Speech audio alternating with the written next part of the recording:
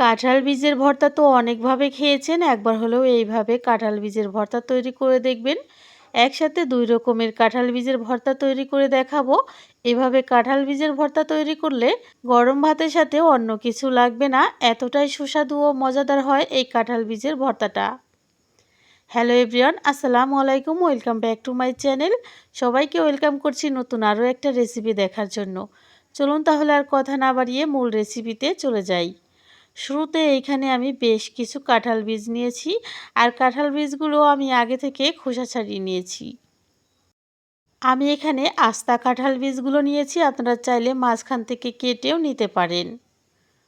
তো এদিকে একটা ফ্রাই প্যান নিয়ে তার মধ্যে আমি কাঁঠাল বীজগুলো দিয়ে দিচ্ছি, আর দিয়ে দিচ্ছি আমি পর্যাপ্ত পরিমাণে পানি।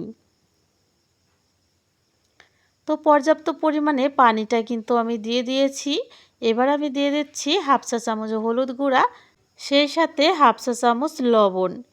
এবার আমি একটা ঢাকনা দিয়ে চুলায় বসিয়ে সেদ্ধ করে নিব। তবে সেদ্ধ করার সময় কাঁঠাল বীজগুলো ২-১ বার এইভাবে নেড়ে চেড়ে দিতে হবে, এতে করে নিচে লেগে যাবে না। প্রায় ৮ থেকে ১০ মিনিট সময় নিয়ে কাঁঠাল বীজগুলো সেদ্ধ করে নিতে হবে। এতে করে কিন্তু কাঁঠাল বীজগুলো খুব ভালো করে সেদ্ধ হয়ে যাবে। তো আমার কাঁঠাল বীজগুলো কিন্তু সেদ্ধ হয়ে গেছে, আমি হাত দিয়ে চাপ দিয়ে আপনাদের দেখিয়ে দিচ্ছি। এবার এই কাঁঠাল বীজের মধ্যে আমি বেশ কিছুটা পানি দিয়ে দিচ্ছি। যেহেতু আমি কাঁঠাল বীজের খোসা সহ ব্যবহার করেছি, সেজন্য কিন্তু পানিটা একটু কালো রূপ ধারণ করবে। সেজন্য আমি কাঁঠাল বীজগুলো ধুয়ে ঠিক ছাঁকনি দিয়ে এইভাবে ছেঁকে তুলে নিচ্ছি। সম্পূর্ণ বীজ তুলে নিয়ে তারপর ফিরে আসলাম। এদিকে চুলায় একটা প্যান বসিয়ে দিয়ে আমি প্যানের মধ্যে দিয়ে দিলাম ২ টেবিল চামচ সরিষা তেল। তেলটা গরম হয়ে আসলে দিয়ে দিচ্ছি আমি হাফ কাপের মতো রসুন কুচি। রসুনটা আমি মাঝখান থেকে ফেরে কেটে নিয়েছি, আপনারা চাইলে আস্ত রসুনও ব্যবহার করতে পারেন, আবার চাইলে কুচি কুচি করে কেটেও নিতে পারেন। সেই সাথে দিয়ে দিচ্ছি আমি সম পরিমাণ পেঁয়াজ, হাফ কাপ পেঁয়াজ নিয়েছি।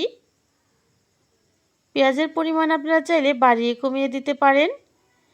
এবার আমি দিয়ে দিচ্ছি প্রায় ৭ থেকে ৮টা কাঁচা লঙ্কা। ঝালটা আপনারা আপনাদের পছন্দ অনুযায়ী ব্যবহার করবেন।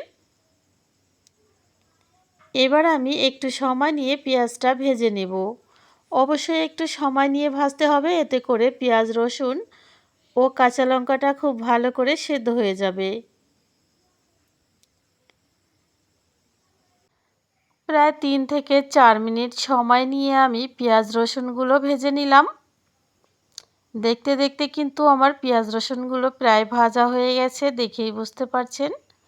তবে অনেক বেশি গাঢ় কালার করে ভাজা যাবে না, হালকা ব্রাউন কালার করে ভেজে নিলেই কিন্তু হয়ে যাবে। তো আমার পেঁয়াজগুলো ভাজা হয়ে গেছে। এবার আমি সম্পূর্ণ পেঁয়াজ ও রসুনটা এক সাইড করে তেলের মধ্যে থেকে তুলে নিচ্ছি। এবার আমি একই তেলের মধ্যে দিয়ে দিচ্ছি প্রায় 5টা শুকনো লঙ্কা।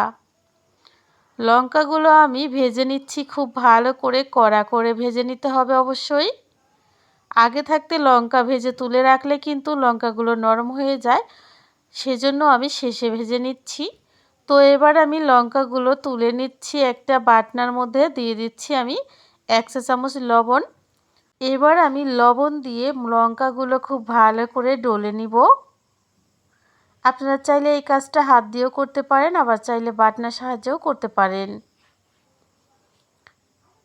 আমি এই ভর্তাটা বাটনার মধ্যে তৈরি করব, আপনারা চাইলে এই ভর্তাটা পাটার উপরেও তৈরি করতে পারবেন। এবার আমি নিয়ে নিচ্ছি ভেজে রাখা পেঁয়াজ ও রসুনগুলো। সম্পূর্ণ পেঁয়াজ রসুনগুলো দিয়ে খুব ভালো করে এবার আমি ম্যাশ করে নিব। তবে পেঁয়াজ ও রসুনগুলো কিছুটা দানা দানা রাখতে হবে, পুরোটা একেবারে ম্যাশ করে নেওয়া যাবে না। এখানেও আমি প্রায় ২ থেকে ৩ মিনিট সময় নিয়ে পেঁয়াজ রসুনগুলো ম্যাশ করে নিচ্ছি। খেয়াল রাখতে হবে মরিচগুলো খুব ভালো করে ম্যাশ করতে হবে।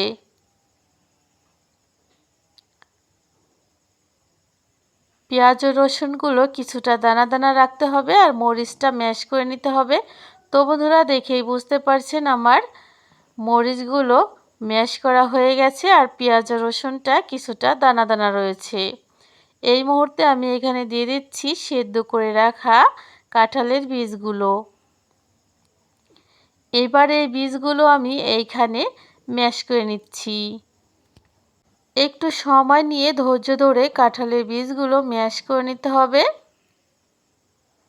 আপনারা চাইলে সম্পূর্ণ বীজগুলো কিন্তু প্রথমে থেতলে নিতে পারেন। এই বাটনার মধ্যেই কোনো রকম সমস্যা হবে না। এরপর কিন্তু খুব সহজে আপনারা বাটনার মধ্যে বাটতে পারবেন কাঁঠালের বীজগুলো। দেখেই বুঝতে পারছেন আমি কিভাবে বাটনার মধ্যে কাঁঠালের বীজগুলো বেটে নিচ্ছি।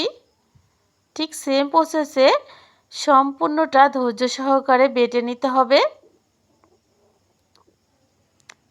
তো এবার আমি কাঁঠাল বীজের মধ্যে দিয়ে দিচ্ছি 2 টেবিল চামচ সরিষা তেল। তো আমি এইখানে বেশ অনেকটাই কিন্তু ভর্তা তৈরি করছি, দেখেই বুঝতে পারছেন। প্রায় 2 মিনিট সময় নিয়ে সরিষা তেলটা আমি ভর্তার সাথে খুব ভালো করে ম্যাশ করে নিচ্ছি। ম্যাশ করে নেওয়া হয়ে গেলে এবার আমি এখান থেকে অর্ধেকটা ভর্তা এক সাইড করে রেখে দিচ্ছি। আর অর্ধেকটা ভর্তার সাথে আমি মিশিয়ে দিচ্ছি কিছুটা কাঁচা পেঁয়াজ। আপনাদের হাতের কাছে ধনিয়া পাতা থাকলে ব্যবহার করতে পারেন, তবে আমার হাতের কাছে ছিল না বলে স্কিপ করলাম। তো সম্পূর্ণ ভর্তার সাথে কিন্তু কাঁচা পেঁয়াজটা দিতে যাবেন না, কারণ কাঁচা পেঁয়াজটা দিলে ভর্তার টেস্ট হয়তো দ্বিগুণ বেড়ে যায়, কিন্তু ভর্তাটা দীর্ঘ সময় ভালো থাকে না। মিনিমাম 1 দিন এই ভর্তাটা আপনারা ভালো রাখতে পারবেন, কাঁচা পেঁয়াজের ভর্তা। আর পেঁয়াজ ছাড়া যে ভর্তাটা আমরা রেখেছি সেটা কিন্তু আপনারা প্রায় 3 থেকে 4 দিন সংরক্ষণ করে খেতে পারবেন। তো বন্ধুরা, দেখতে পেলেন কতটা সহজে আমি দু রকমের ভর্তা তৈরি করে নিলাম। আর ভর্তাগুলো দেখতে যতটা লোভনীয়, খেতে কিন্তু তার থেকেও অনেক বেশি টেস্টি। একবার হলেও এই ভর্তাগুলো তৈরি করে দেখবেন আর কমেন্ট করে জানাতে ভুলবেন না কেমন লেগেছে আমার এই ভর্তাগুলো।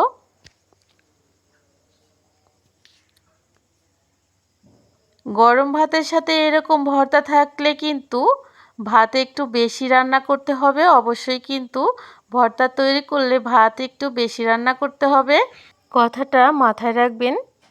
এবার আমি ভর্তাটা কাঁচা লঙ্কা দিয়ে পরিবেশন করে দিচ্ছি, সেই সাথে উপর দিয়ে আমি একটু সরিষার তেলও কিন্তু অ্যাড করব। আর কাছ থেকে ভর্তাটা দেখিয়ে দিচ্ছি কতটা লোভনীয় হয়েছে দেখতে। দেখতে যেমন মাশাআল্লাহ, খেতেও কিন্তু খুবই মাশাআল্লাহ।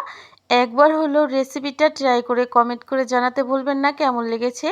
আজ এখানে বিদায় নিচ্ছি। আল্লাহ হাফেজ। আসসালামু আলাইকুম।